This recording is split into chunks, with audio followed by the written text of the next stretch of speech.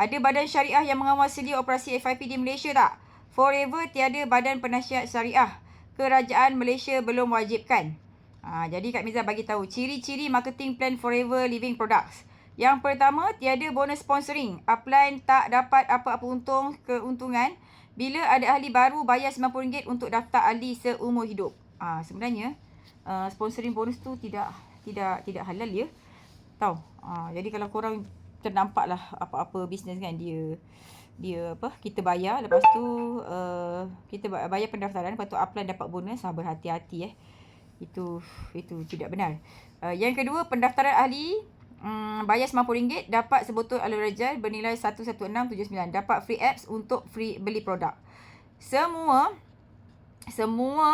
bonus, komisen, dividen yang distributor dapat adalah 100% daripada penjualan produk. Tidak ada sistem pairing matching. User yang tak bisnes tidak dikenakan syarat maintain pembelian bulanan untuk kekalkan diskaun. Beli atau tak, diskaun tak turun. Forever kenakan had maksimum beli produk. Semua distributor tidak boleh dengan sewenang-wenangnya beli stok. Siapa buat macam ni, sebenarnya setiap bulan satu ID boleh beli 25cc saja. Kalau terlebih dia memang akan kena sekat.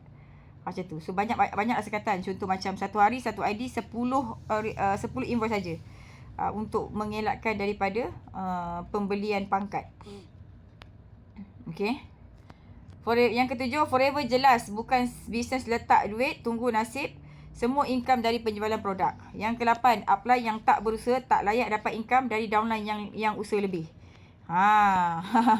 Ya. Distributor yang terbukti buat money game akan di-terminate setiap pembayaran. Yang ke-10, setiap pembayaran disertakan dengan resit.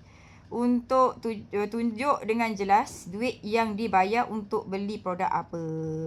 Jadual kelas. Okey, lepas tu Kak Miza bercakap lah. Boleh tengok jadual kelas kita. Kak Miza tak main-main kerjakan Business Forever ni. Okey, so Kak Miza sedang menunggu jawapan dia. Lepas tu Kak Miza jawab lagi lah yang sustainability untuk 2026. Bisnes yang sentiasa grow adalah bisnes yang produk dia orang beli, repeat beli setiap bulan. Produk yang hari-hari orang guna habis dan beli lagi. Ada banyak produk Forever yang terpaksa customer beli sebab dia takkan dapat nilai manfaat kebiasaan dari produk lain. Di samping itu, bila dapat diskaun VIP 30%, produk jadi lebih murah. So, mereka happy nak repeat beli. Plus, HQ sentiasa bantu Kak Miza dan Leader Forever buat retention, productivity, development, banyak promo. Program HQ buatkan. Kak Miza ucapkan terima kasih banyak-banyak atas soalan yang best ni. Terasa diri ini lebih bernilai dan berharga dapat jawab soalan yang best macam ini. Semoga one day Allah izin kita sama-sama mempergunakan FLP ni untuk jalan dakwah. Amin. Wallahu'alam bisawab. Simple je. Okay.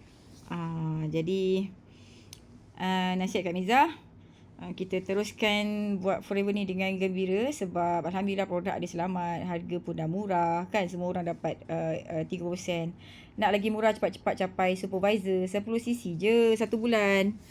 Okay. Lepas tu jangan berfikir lama-lama sangat nak bertindak tu.